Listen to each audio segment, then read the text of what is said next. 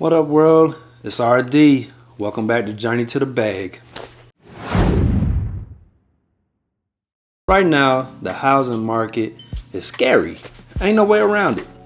From high prices to low inventory to high interest rates, the journey to home ownership is more treacherous and risky than ever before. Now, with all that said, there's still a lot of benefits from ownership.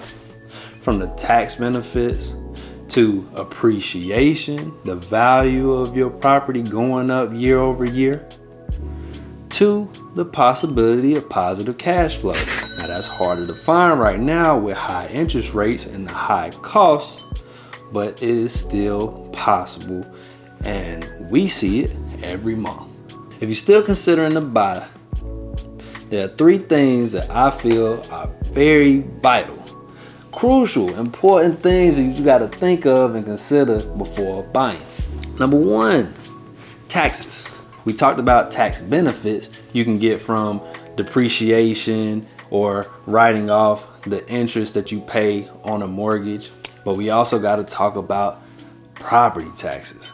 Taxes that you have to pay every year, sometimes quarterly, in order to just keep ownership, just to retain ownership. You have to pay the county, the city, you have to pay property taxes.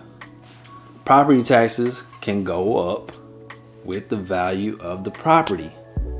Somebody sent me a video today that was really crazy.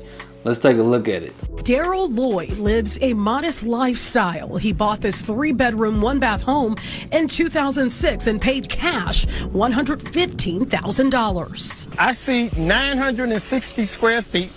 I don't have a second floor. I don't have a basement. Just days ago, his home sweet home on Gardner Avenue in unincorporated Chicago Heights felt more like a nightmare. I'm at a loss. So right now, I don't know what to do. I can't even sell the house because they see the taxes. Everybody gonna run. This is the tax bill that Lloyd received last year, a little over $1,800. But this is the whopping bill he received last week, a property tax hike of over 3,811% for a total of over $30,000. The property was valued at over $1 million. Now I'm sure this was a clerical error. There's no way that his property taxes or even his value of his home shot up that quick, that much, that quick. But if it did, he should get an appraisal right now. Get an appraisal and do a cash out refinance and cash out. Just make bank. He could destroy and rebuild and still have money left over. But that's a whole nother thing.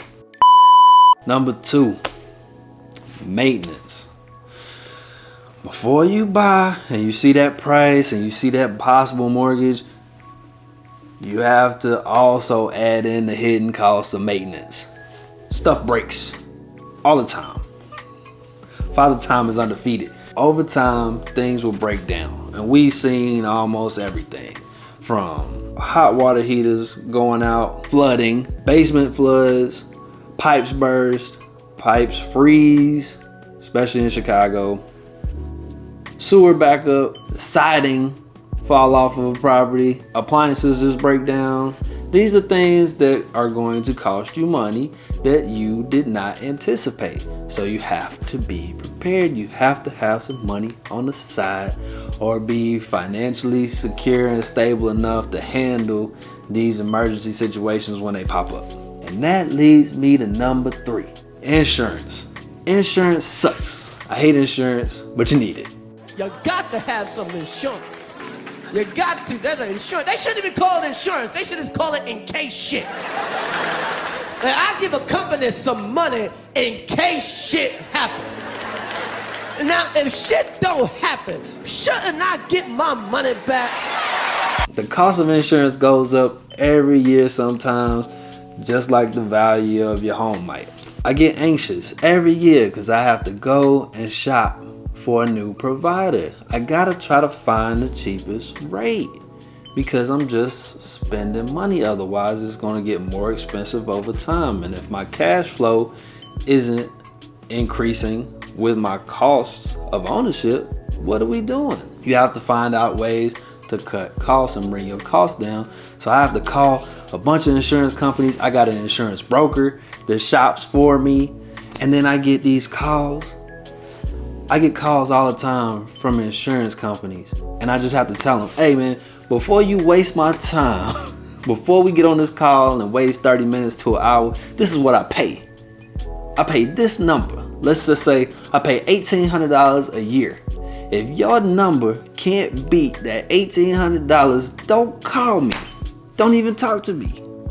Work on your number, do your math. Call back when you get a number that's less than $1,800. I had one call. The lady walks me through this whole thing, goes through this whole rigmarole, asking me questions about the property, and she even asked me, how much you pay? I said, $1,825. So we go through all this. She asked me all these questions about the property. When was it built? How old is the roof? What kind of materials? What kind of siding? Is it a detached garage, attached garage? All of this stuff. And she comes out with $2,600 a year. I said, I pay $1,800. I told you that. What are we talking about right now? She said, well, let me take off the premium coverage. Okay, she took off the premium coverage. It came down to $23. I said, 23 is still higher than 18. What are we talking about? She said, well, you know, insurance can go up to 10% every year. I said, okay, 10% of $1,800, that's $180. We still at 19 something. What are you talking about? Get your math together. Don't call me back unless your number is under $1,900. How about that? So that's the annoying part of dealing with insurance. To quickly recap, think about these three important things: taxes, maintenance costs, and insurance. You got tax benefits, but you also have tax cons. You always gonna have maintenance costs because things break, and insurance is for that in case. So you wanna be prepared. If you like this video, hit the like button, hit the subscribe button, share the video. Hey, I hit 100 subscribers. It's a small win, but it's a big deal to me. And I appreciate it. And I want to keep that number going. 10x it like Cardone. Maybe we can get to 1,000. Who knows? 100,000. Let's do it. Remember, the world is yours. Peace.